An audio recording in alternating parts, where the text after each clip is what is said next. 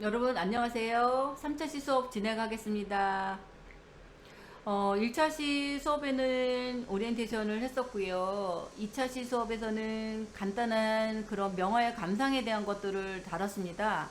3차시는 조금 더 이런 것들을 다루고 그 다음에 여러분들이 조사하는 수업을 갖도록 합니다. 명화의 조건하고 작품들이에요. 제가 아마 2차시 수업에도 얘기했을 겁니다. 이 명화는, 명화라는 건 뭐라 그랬어요? 누구나 다 좋아하는 보편성을 가져야 된다고 얘기를 했을 거예요. 그래서 명화의 조건. 첫째는 뭐냐면 보편성입니다. 그래서 전문가나 일반인이 모두 좋아하는 그런 보편성을 지녀야지 이 명화가 될 수 있다는 거죠. 또 명화는 감동을 주는 작품이라 생각하는 경우가 많은데요. 누구에게나 감동을 주지 않으면 뭐예요? 보편성을 지니지 못한다는 거죠. 그래서 이 보편성이라는 거, 명화의 조건은 첫 번째 이 보편성을 갖는다는 거. 전문가나 일반인이나 다 모두 똑같이 보편성을 지녀는 그런 그림들이 명화라는 조건입니다. 그래서 명화의 조건을 제가 이렇게 한 세 가지로 준비했어요. 그래서 첫 번째는 이 보편성이 있어야 된다. 그래서 누구에게나 감동을 주지 않으면 보편성을 지니지 못해요. 그래서 누구에게나 감동을 주는 것. 또 일반인이 모두 좋아하고 전문가나 일반인이나 모두 좋아하는 작품들. 이것들이 뭐예요? 명화라고 할 수 있죠. 그래서 명화는 보편성을 갖는다. 그래서 이것들을 여러분들이 꼭 기억을 해주시고요. 두 번째 명화의 조건은 일정한 시간대를 견뎌내야 한다. 그 얘기는 뭐냐면요. 명화가 되기 위해서는 적어도 40년 이상 작가의 그 생년으로 한 세기를 지나야지만 객관적인 평가를 내릴 수 있다는 거죠. 그래서 명화라고 하는 거는 현재 이렇게 잘 그려가지고 딱 나와서 하는 게 아니라 적어도 그래서 어떤 사람들은 이 생전에는 빛을 못 보다가 어떻게 돼요? 죽고 난 다음에 빛을 보는 화가들이 상당히 많이 있잖아요. 그런 것처럼 적어도 40년 이상 일정한 이런 시간대를 가져야 된다고 합니다. 그래서 아주 나이 많은 그 말년에는 뭐 유명해질 수 있겠죠. 그런 것들이 있다는 얘기입니다. 그래서 일정한 시간대를 좀 지나야 명화의 조건이라고도 될 수 있다고 합니다. 세 번째는 명화의 조건이 뭐냐면 미술사적 맥락에서 의미를 지니는 작품이어야 된다는 거죠. 그래서 한 시대의 미술사에서 얼마만큼 대표적으로 위상이 되느냐, 또 얼마나 많은 진폭을 지는가, 나아가서는 우리 미술의 정책성 추구를 가졌느냐, 어느 정도 기여를 하고 있느냐, 미술사적 평가를 받은 작품이어야 한다는 거죠. 이런 것들이 명화의 조건이라고 합니다. 그래서 어떻게 보면 이렇게 세 가지 조건들이 다 충족이 돼야지만 명화를 갈 수 있다는 거죠. 이해되셨어요, 여러분들? 그래서 명화는 이렇게 세 가지 조건을 갖습니다. 그렇다면 명화를 여러 가지 방법으로 감상하여 봅시다. 그래서 명화를 어떤 식으로 감상을 해야 되나 그 얘기입니다. 일단 이 명화를 보려면 전시장을 많이 찾아가죠. 요즘은 이제 코로나 때문에 많이 다니지는 못하는데 좀 아쉬워요. 그래서 실제로 가서 보는 거하고 이 영상으로 보는 거하고 인터넷으로 보는 거하고는 조금 차이는 있어요. 그래서 되도록이면 나중에 여러분들이 코로나가 좀 많이 괜찮아지고 한다면 전시회장을 많이 찾아가서 감상하면 좋을 것 같고요. 그것들이 허락이 안 된다면 인터넷을 통해서 감상하는 방법들도 있습니다. 그리고 도록이나 팜플렛이나 영상 자료 등을 보고 감상하는 경우도 있고요. 또 도서관에서 화집을 찾아서 보고 감상하는 방법들도 있죠. 그래서 다양한 방법들이 있지만 여러분들은 아마 제가 알기로는 코로나 때문에 힘드니까 인터넷에서 특히 이 명화 감상은요, 인터넷에 굉장히 다양하게 많은 정보들이 있습니다. 그래서 얼마든지 여러분들이 마음만 먹으면 감상할 수 있는 것들이 수없이 많이 있습니다. 그래서 인터넷을 통해서 감상을 하면 더 좋을 것 같기도 해요. 그래서 이런 것들을 가지고서 하기 위해서 여러분들이 감상하는 방법을 찾아서도 좋겠고요. 또 이렇게 그 국립현대미술관이나 아니면 박물관에 가서 여러분들이 직접 사이트 들어가서 보셔서 이렇게 명화를 감상할 수 있는 방법도 있습니다. 그래서 명화를 감상할 수 있는 이 방법은 미술관에 가는 방법도 있고요.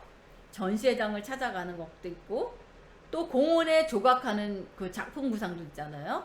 화랑에도 가기도 하고 박물관에도 가기도 합니다. 그래서 이렇게 다양하게 뭐 미술관이라든가 박물관이라든가 공원이라든가 전시장이라든가 화랑이라든가 이런 것들을 응용해서 그림을, 이 명화를 볼 수 있는 이 감상할 수 있는 이런 방법들이 있습니다. 그렇다면 이 명화를 감상할 수 있는 방법들은 어떤 방법으로 봐야 되나요? 하는 것들이 있을 거예요. 일단 제가 명화 같은 경우에는 뭘 봐야 된다 그랬어요? 시대적인 것도 같이 봐야 된다 그랬죠? 그래서 이런 시대적인 흐름, 또 이런 특징, 그 시대에서 나타난 특징적인 아름다움, 또 그 시대에 나타났던 새로운 기법, 또 그 작가가 의도하는 느낌, 또 재미있는 점, 또 재료나 표현 방법들. 그래서 그 명화는 그 시대에서 나타난 여러 가지 그 특징적인 미적인 거, 기법들, 새로운 기법, 의도, 재미있는 점, 재료, 표현 방법, 이런 것들을 좀 한두 개씩만 여러분들이 가지고서 이 작품을 분석하고 그런다면 훨씬 더 재미있을 것 같습니다. 그래서 명화의 감상은 이런 식으로 그냥 무작정 그림을 보고 저거 뭐지 하는 것보다는 좀 더 이론적인 것들을 공부를 하고 그 다음에 작품을 보면 훨씬 더 여러분들이 많이 달라지고 감상하는 것들도 훨씬 더 쉽게 보편적으로 느껴질 수 있을 것 같다는 생각을 갖습니다. 그렇다면 여러 가지 방법으로 감상을 한번 해보시죠. 첫 번째입니다. 이거는 우리 렘브란트 작품이에요. 그래서 렘브란트는 이 제목이 야간 순찰이에요.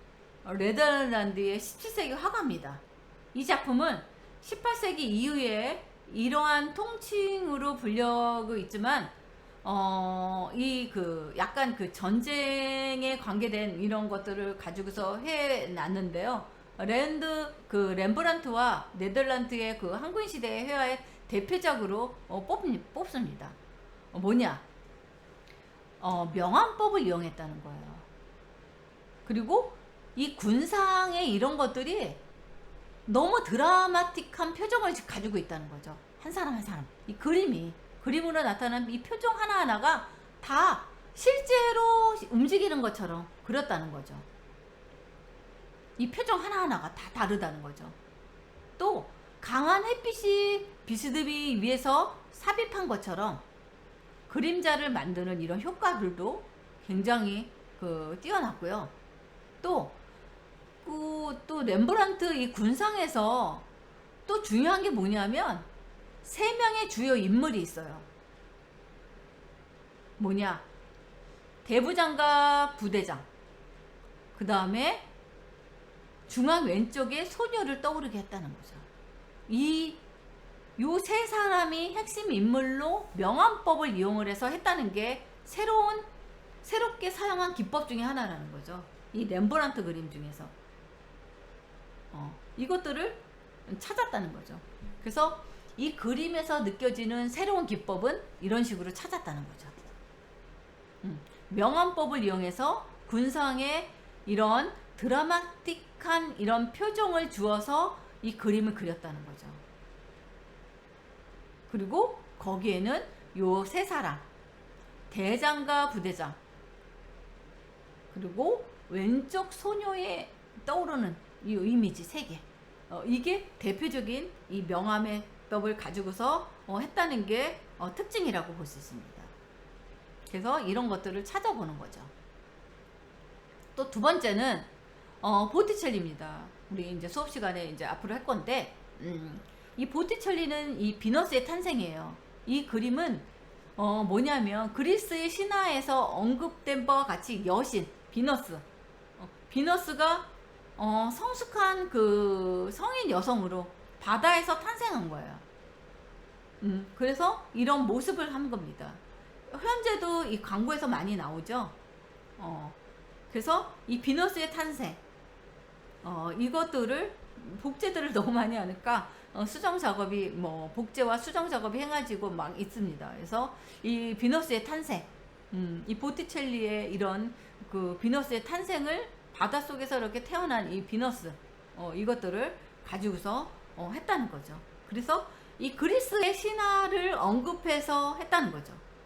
이게 또 이 혁신적인 이 재료의 기법 중에 하나라고 할 수 있겠죠. 또 이거는 마네의 그림입니다. 이거는 이제 그 현대 미술에서 나타나는 것 중에 하나인데요. 이 작품에서 보여주는 재미있는 점 뭐냐면 구도가 실제로는 불가능하대요. 근데 이것들을 이렇게 표현을 해서 그림을 그렸다는 거죠.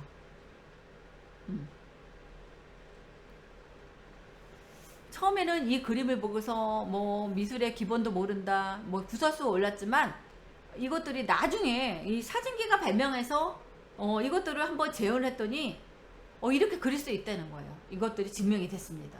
그래서 이 베르제리의 술집, 이것을 마네가 그렸는데 이것들이 진짜 이런 구도가 나올 수 있다는 거, 이게 재밌는 점을 찾았습니다. 뭐 여러분들이 다 알고 있는 이 고흐 작품, 금방 그린 듯한 느낌을 주는 것, 직선보다는 곡선을 더 많이 사용했다는 것, 보색을 썼다는 것, 색의 대비를 했다는 것, 색의 대비, 이 세 가지 고흐의 가장 특징, 이게 특징적인 아름다움이라고도 볼 수 있다는 거죠. 그래서 명화의 작품은 이런 식으로 작품들을 보고 있습니다.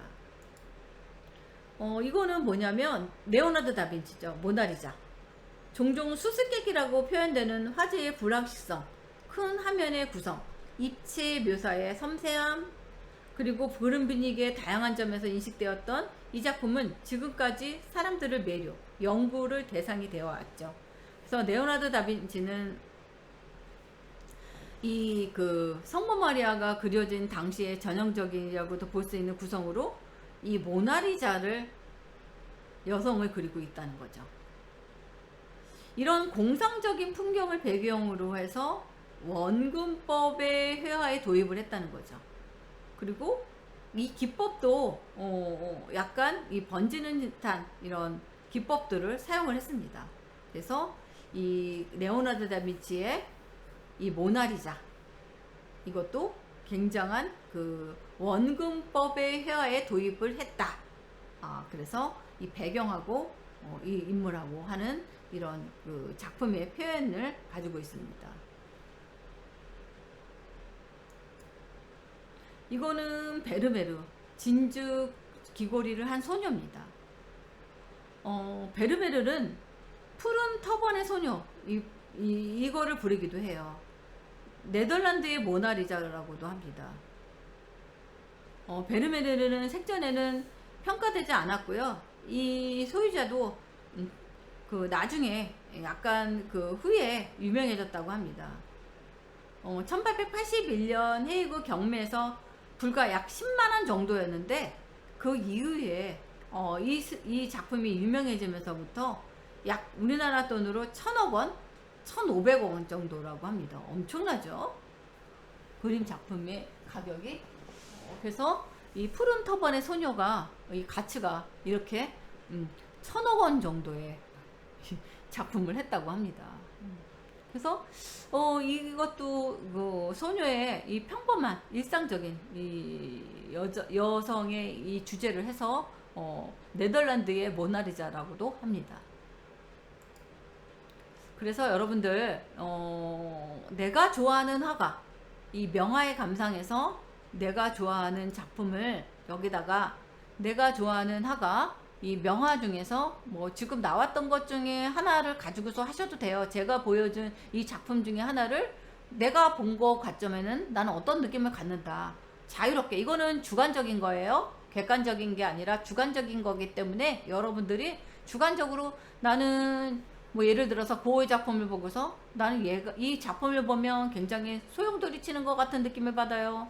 뭐 나는 이 색감을 보면 뭐 전면법 같은 느낌을 받아요. 나는 이 그림을 보면 편안해요. 이렇게 해서 주관적인 것들을 가지고서 여러분들이 여기다가 느낌을 써주시면 됩니다. 그래서 여기에 학과 학년 이름, 그래서 요 페이지만 다운로드 받아서 과제 학습 그 자료실에 올려주시면 될 것 같아요. 그래서 요것들을 가지고서 여러분들이 작품을 편안하게 하는 시간인데 원래 이 수업이 거의 한 30분에서 50분 이상을 해야 돼요. 그래서 여러분들 제 수업은 여기서 끝내주지만 이 수업이 연장선이라고 하고 3차 시는 대부분 이렇게 들어갈 거예요. 한 10분, 15분 영상으로 여러분들한테 동영상으로 수업을 해주고 나머지는 그냥 끝나는 게 아니라 여러분들이 실제로 뭐 분석도 하고 갖다 붙이기도 해보고 조사도 해보고 하는 조사 시간입니다. 그래서 여러분들이 나머지 제 영상 동영상이 끝나고 나면 이것들을 다운로드 받아서 여러분들이 작품을 해서 작품 올려줘야지 이 수업이 끝나는 겁니다. 그래서 뭐 빨리 뭐 여러분들이 뭐 캡처 받아서 하셔도 되고 다운로드 받아서 작품을 붙여서 뭐 해도 되고 편안하게 여러분들이 재미있게 한번 꾸며보는 이런 시간을 가졌으면 합니다. 그래서 여기에 이 페이지 하나를 내가 찾아보는 시간을 갖도록 하겠습니다. 여러분들 3차시 수업은 좀 이렇게 편안하게 그 작업도 하고 그림을 그리라는 게 아니에요. 찾아서 붙이고 그것들을 느낌을 하는 시간을 가져보는 시간을 지금 가져봤습니다. 그래서 여러분들이 내가 알고 있는 명화는 몇 점이나 될까 한번 생각을 해보시고요. 그 중에서 내가 제일 기억나고 내가 제일 좋아하는 명화가 뭐가 있을까 하는 그 시간을 한번 가져보고 나는 이 그림을 보면 참 편안하고 좋아. 아니면 나는 이 그림을 한번 여기다가 표현을 해보고 싶어. 이 그림을 붙여보고 나의 느낌이 주관적으로 어떻는지를 한번 써보는 시간을 한번 갖는 시간이니까 그렇게 여러분들이 표현을 해주셨으면 좋겠습니다. 그래서 이렇게